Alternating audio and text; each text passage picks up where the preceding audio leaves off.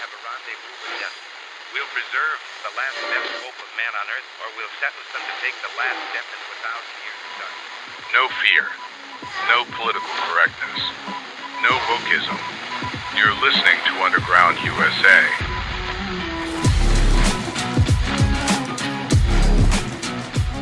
Thanks for downloading, listening, and sharing. My name is Frank Salvato, and you can find all we do at undergroundusa.com. As we approach the start date for Trump 2.0, it appears some of the more partisan, deep state Uniparty Democrats are starting to regain their confidence after the election slapdown they received from the American people. Not Donald Trump, although he was on the ballot and was the vehicle.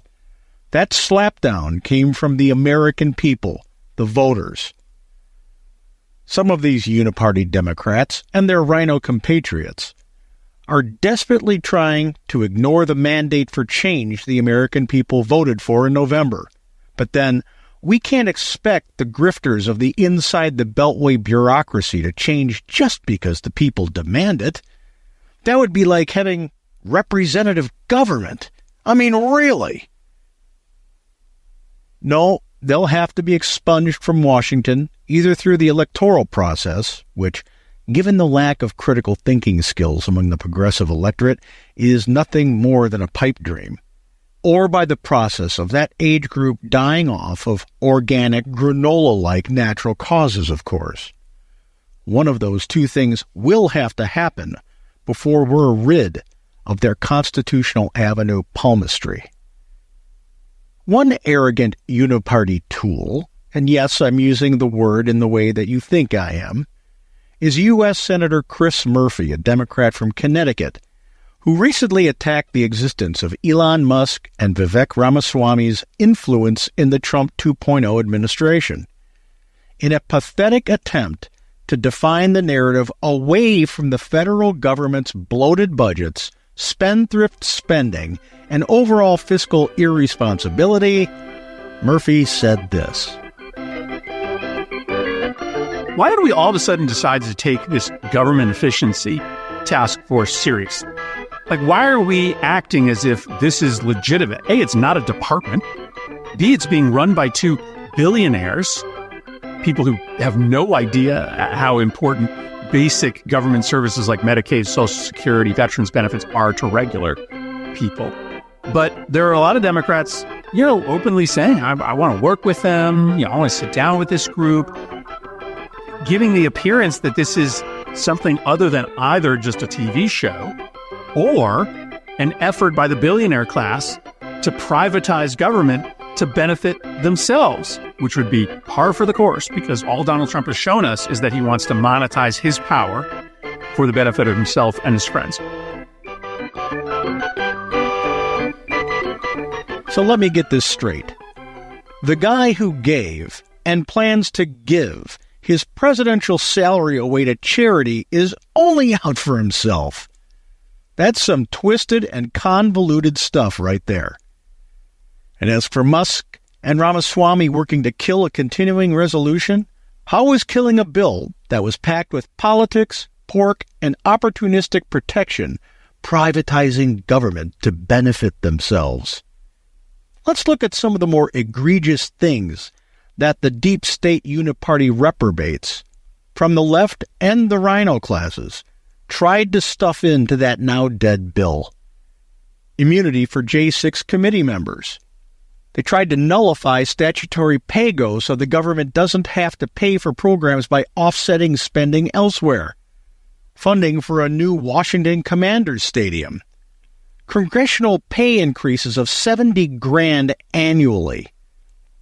A renewal of the Global Engagement Center, which served as a vassal for government censorship under the Biden administration. An expansion of vaccine and mask mandates, as well as new pandemic policy. A redistribution of Social Security funds so they can rob that fund yet again. They tried to exempt members of Congress from having to enroll in Obamacare. And they redefined criminal offenders to justice-involved individuals. Add to that the ideological spending that seems to be mandatory when you're a deep state unipartier. Things like $15 million for Egyptians' college tuition. The tuition of Egyptian college students. $15 million. $400,000 for clothing for transgenders. I bet you that crotch fitting's a little interesting. And $500,000 for a DEI zoo.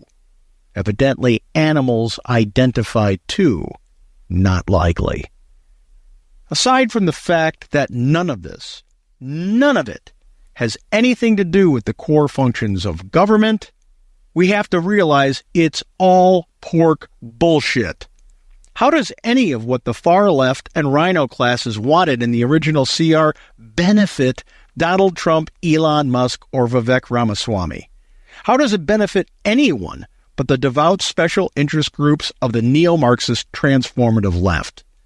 Yes, that's what Murphy insisted. That hacking the spendthrift bullshit from a bill meant to fund the core obligations of government is somehow benefiting the billionaires. I said this recently, and I'll say it again.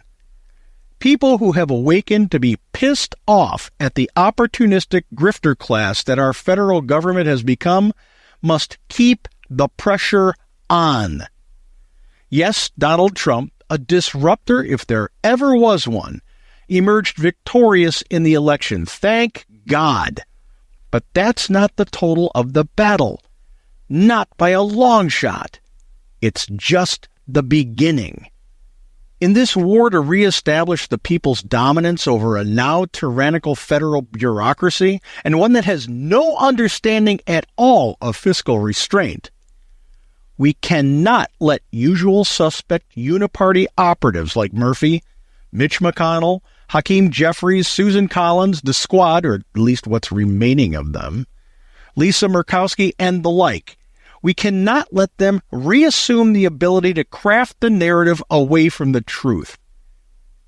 The reason the people, and again I say this, not Donald Trump, although he was the vehicle, but the people, the reason we won in November is because we realized that they've been lying and swindling us for decades and decades, and we finally got off our asses and said, enough. To cede that victory to the grifters of the deep state uniparty after all we've been through would be catastrophic. It would be catastrophic because it would prove the deep staters correct, that they are above the law, that they can do anything they please and get away with it, and that we're as gullible and lazy as they believe us to be. Well, I'm here to tell you these truths. The uniparty deep staters are not above the law, and they must be held accountable for their unethical and malicious actions, like stuffing a CR with pork and special interest agenda items and expecting us to roll over and take it. In fact, how about we all get pissed off enough to demand they actually do their fucking jobs and craft and pass legitimate budgets instead of kicking the can down the road and executing continuing resolutions? How many post offices can be renamed in priority to crafting and passing a budget? To that end, all budgetary items should be legislated on a stand-alone basis so that no one can attach inconsequential items to them in an effort to hide the pork. Hell, every piece of legislation should be executed in a standalone manner, so we know how our elected are voting without any excuses. The Constitution Avenue palmistry must come to an end. People like Murphy and McConnell must be led to the door and tossed out onto their asses. We voted for radical change, a change that brings us back to the Constitution, not further away from it. That said, the uniparty deep staters will fight to the bitter end to hold on to the dynasty of deception and grift they have built. It's up to us to keep the pressure on, to tame and or neuter these con artists and charlatans. And the only way to do that is to, as Donald Trump said on that fateful day, fight, fight, fight. When we come back, our segment on America's Third Watch broadcast nationally from our flagship station WGUL, AM 930 and FM 93.7 in Tampa, Florida. You're listening to Underground USA. Bank of America wants to control how you live your life. They're building a system to track your carbon emissions and monitor your driving, coming after your Second Amendment rights, favoring certain homebuyers based on their race. Bank of America is using a social score system straight out of China's playbook. Bank of America is obsessed with trying to control your life. What will they do next? Bank of America. Their lies start with their name. Some people won't give you the real talk on drugs, but it's time we know the facts. Fentanyl is often laced into illicit drugs and used to make fake versions of prescription pills. You can't see it, taste it, or smell it. Suppliers mix fentanyl into their products because it's potent and cheap, and the dealer might not even know. Keep yourself and others safe by knowing the real deal on fentanyl. Get the facts. Go to realdealonfentanyl.com. News, insight, passion. AM 930, The Answer.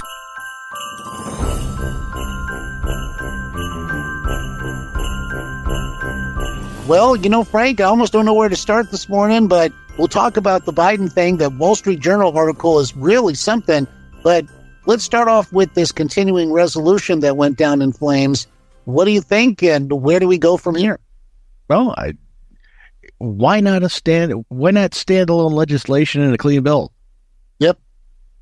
That's my question. Why attach anything to anything?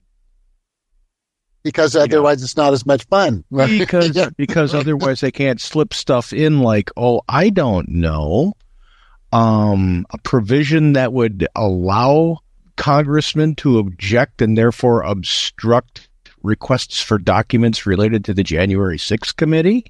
Yep. That was right in there. It was 5 provisions that the advanced DEI programs, even though Donald Trump said we're not doing that anymore.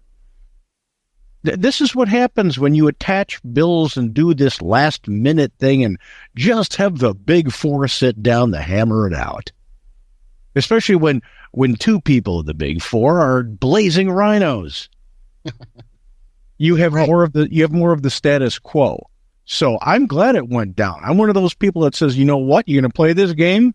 I told you that we weren't going to do this anymore. And that's what Donald Trump said. It's what the American people said. We're not doing this anymore. We want to turn a page. We want a fiscally responsible and trimmed down federal government that doesn't do this stuff. That's what we said with the mandate. So if that's the case, shut it down. Yeah. Well, now, can Trump simply just call for that standalone? There would be several items, I'm sure, but can he just call for that, or is that just not part of the process at this point? This brings me to the much, much, much larger point. Who is president of the United States right now? Well, I'm going with Dr. Jill. No, I'm just teasing. It's Joe Biden. Yeah. Why isn't he being scrutinized for this thing not getting passed? Well, he may not be quite aware of the whole thing. Irrelevant. He is the president of the United States. They said he was sharp as a tack. They said he's the greatest president since sliced bread. He's still on duty. And the fact that the media and the left in the House of Representatives is trying to lay this entirely at the feet of Donald Trump before he even takes office, it's no wonder that they're talking about, AIDS, you know what? Okay, we'll fess up. We were trying to hide everything from him. Can we focus on that for a little bit over here while we ignore the fact that he's the president and he should be leading this effort? Indeed. So everybody wants to point the finger at Elon Musk and Vivek Ramaswamy and look what these people are doing, and this idiot Murphy from Connecticut. I mean, what a partisan hack this guy is. Just a jackass. oh, we got billionaires. Billionaires wanted to kill this CR resolution that we had in the beginning because billionaires didn't get enough pork out of it. What? They're trying to slim things down. They're saying you can't include this. What kind of an imbecile are you? So this is the game that's being played, and the media hasn't asked once. Where's Biden at us? Where's the White House? Right. Where's Karine Jean-Pierre to come out and try to explain why the White House isn't doing anything to move this along? Because they want to saddle Trump with it to start attacking him already. Oh, sure. Yeah. And put him in a bad position before he even takes office. Yeah. That's exactly it. So you know what? Standalone legislation. And you know what? Let's get rid of the continuing resolution. Let's do a budget. Now you're just, going into la-la land here. Yeah, I'm smoking what Hunter's selling. Yeah. No, and that should be step one. Okay, well, if we got to shut down government, then we're going to move around budgets in the executive branch because he can do that. He's the executive, and start moving money from, Department of Education, the EPA, onto things that need to be funded, like paying the soldiers, Social Security, and Medicare and Medicaid. Every other thing should just go, well, I guess we're going into hibernation until we can get a budget passed. And then when the people realize that school's still open because they're locally controlled and not controlled by the federal government, and that EPA regulations by the states still mandate everything that has to be done, they'll realize that we don't need those federal departments. Uh-oh. That's right. Maybe we can get rid of them then. Uh-oh. It would really start driving that, wouldn't it? And this is the kind of thing that maybe this shutdown would actually help to clarify here.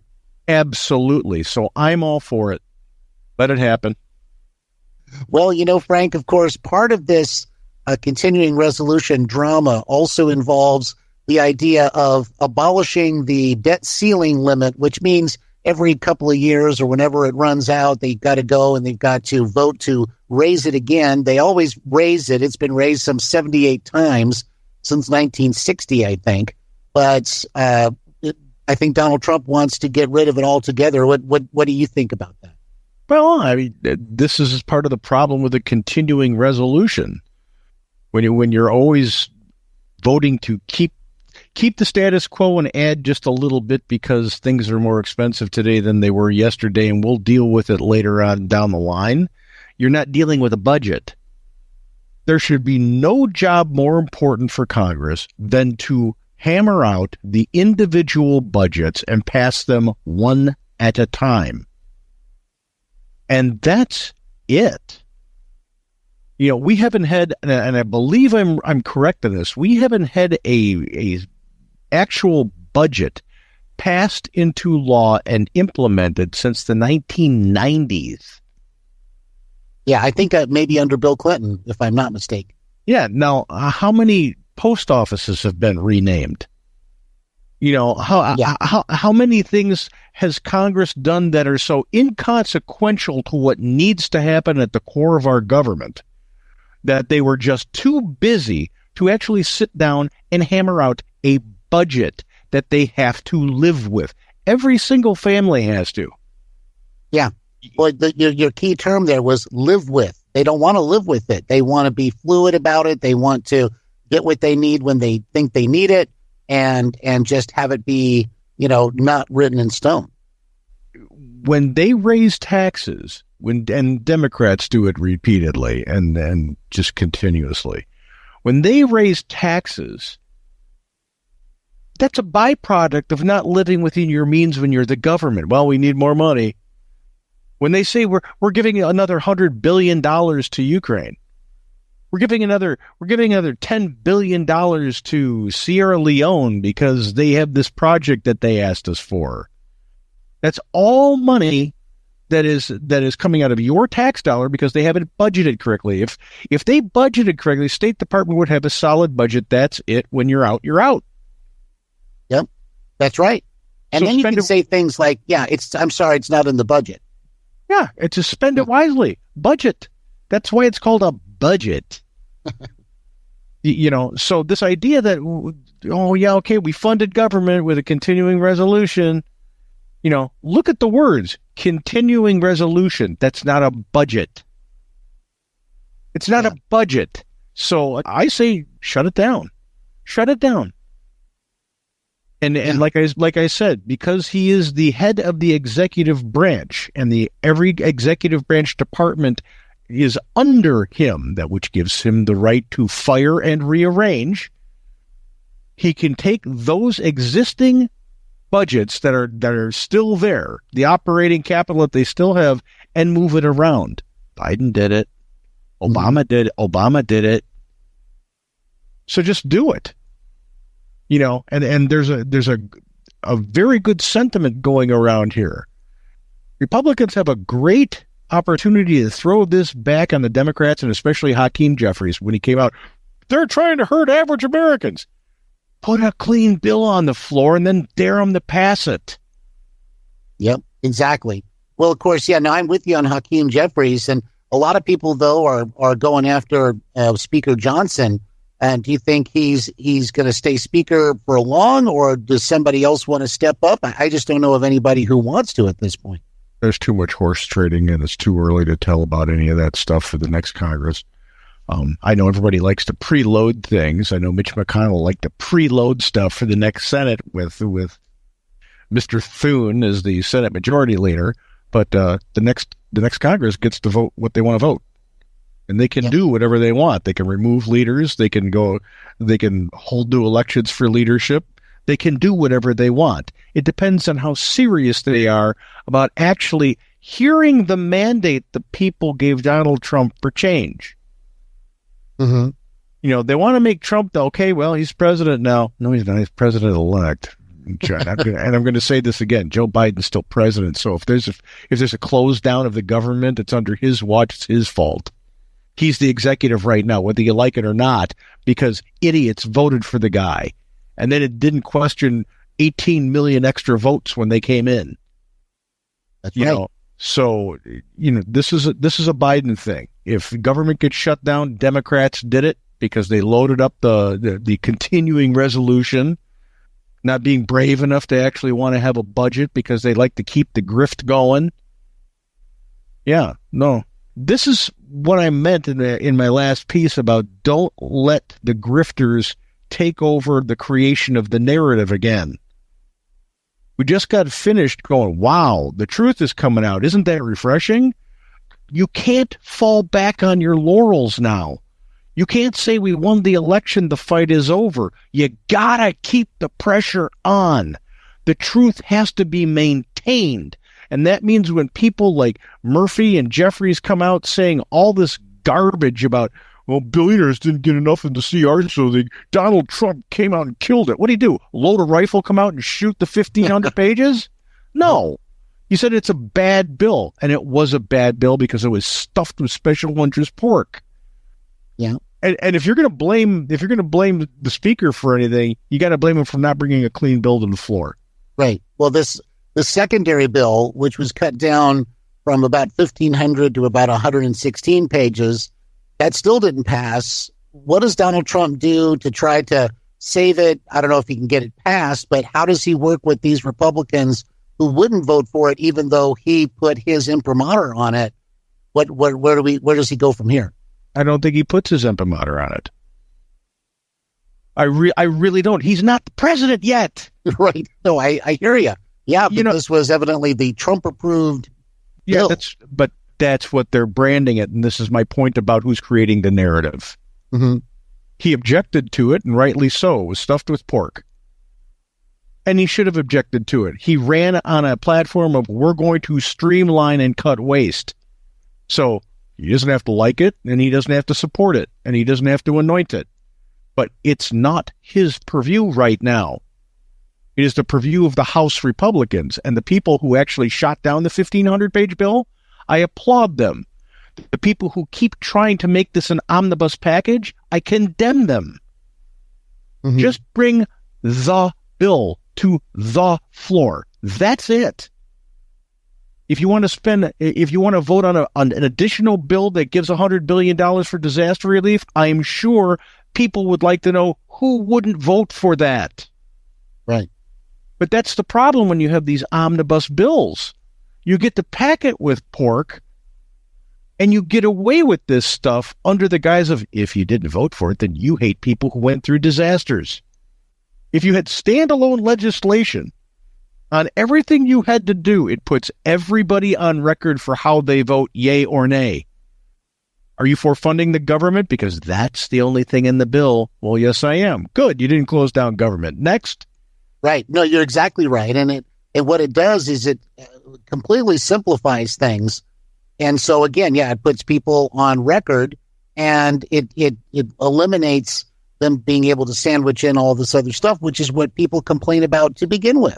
Absolutely. It eliminates the, I had to vote for the bill because, it had helping puppies across the street. What kind of an evil bastard wouldn't want to help puppies across the street? Right. Exactly right. No, government's not supposed to do that. If a good Samaritan wants to help, and I love puppies, don't write me and tell me I hate puppies. Well, we've been talking about the CR and everything, but there was another story that caught my eye, and this had to do with a migrant sex offender, I hate to say. He was in the country illegally, but he was in jail in New York City after he got set free from jail as well, because he was had molested a child, and evidently they weren't cooperating with ICE, and they weren't being notified that there was a sex offender being let loose. I mean, this is the kind of thing that, talk about getting a handle on spending, we got to get a handle on the bad guys that have come here. Well, this is when a legitimate Department of Justice, we don't have one right now, this is when a legitimate Department of Justice would file prosecutorial misconduct charges against the people who weren't cooperating with ICE. Mm-hmm. They are party to a crime.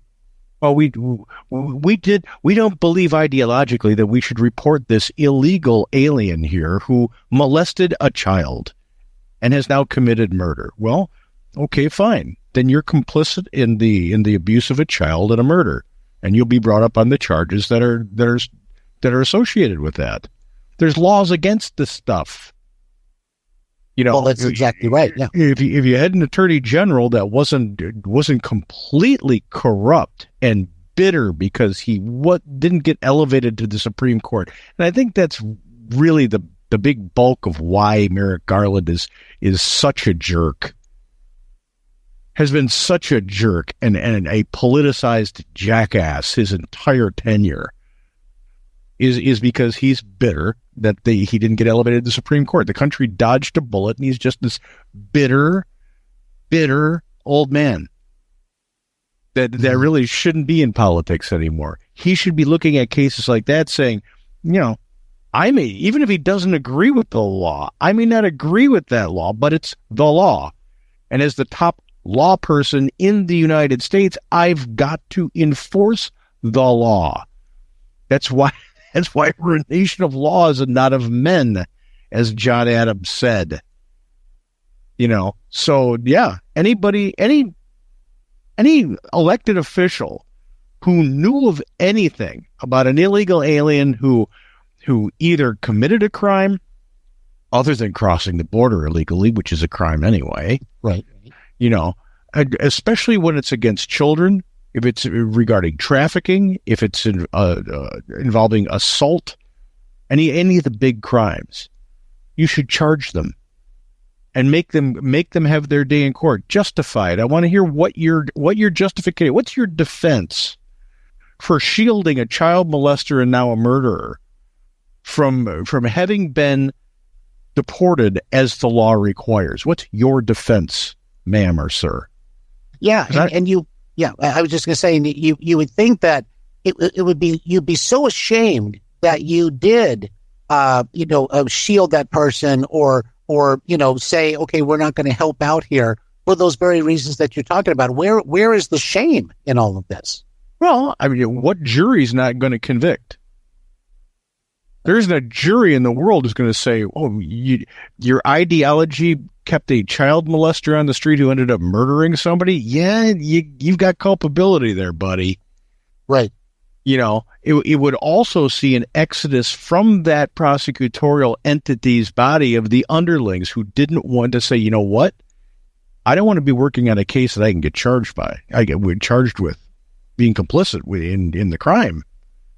If they're coming after people in locales where the DA or the state's attorney is taking an ideological stance, I'm not gonna get thrown under the bus because he orders me not to prosecute and don't cooperate with ICE or the federal authorities.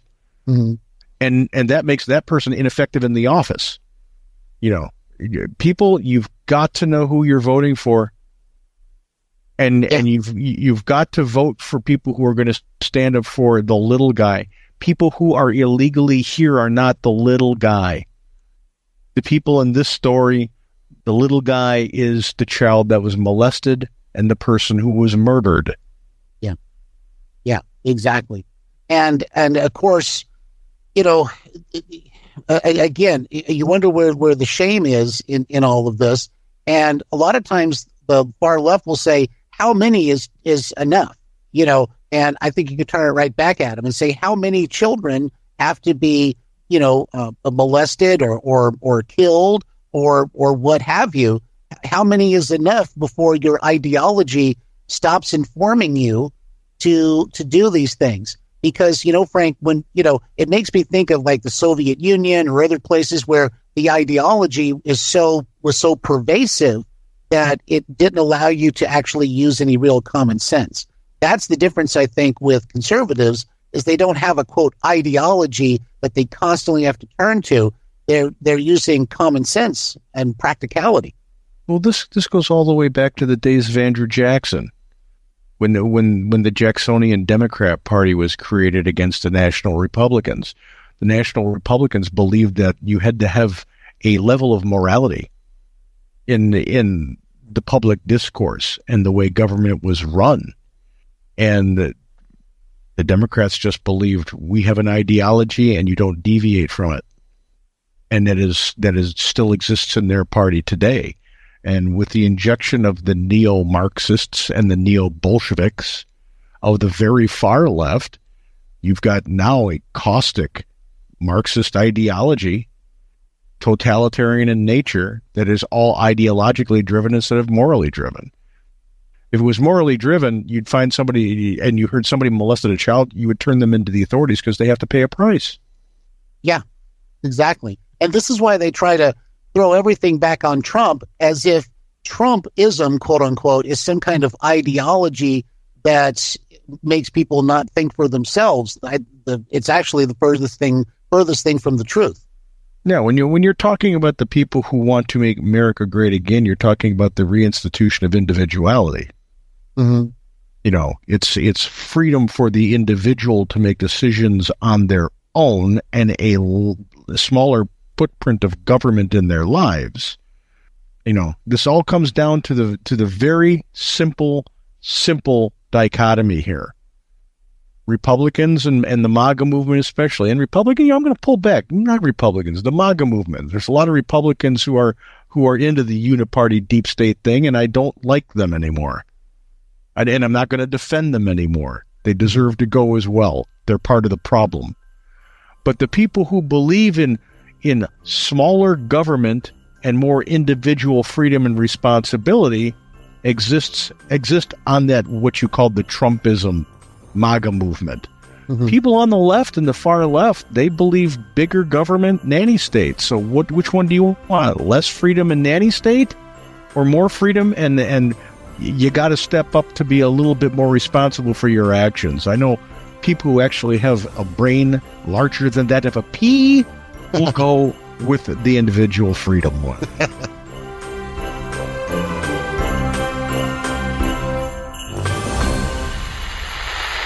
You're listening to Underground USA.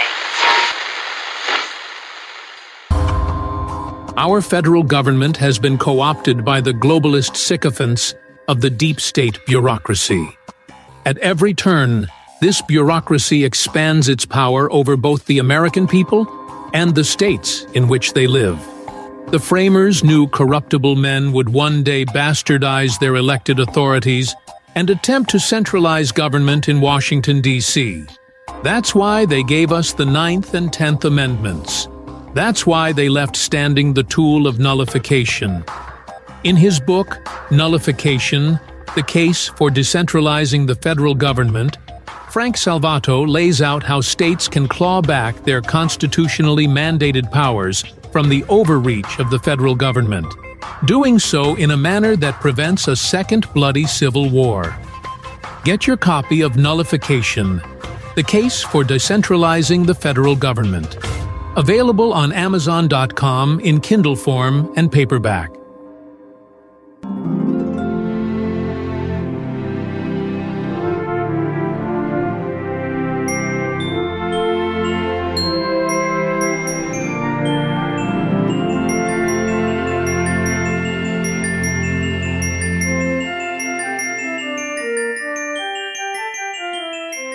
If you like the podcast, please head on over to undergroundusa.com and sign up for our Substack. Comes straight into your email inbox, circumventing the censors and the fact-checkers of social media who are increasingly being found to be untruthful and, well, they're not based at fact.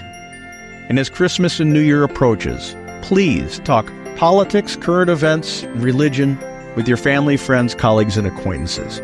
When we have these conversations, when we talk to each other about the things that are important in our lives, we realize that we have a lot more in common than we have in difference.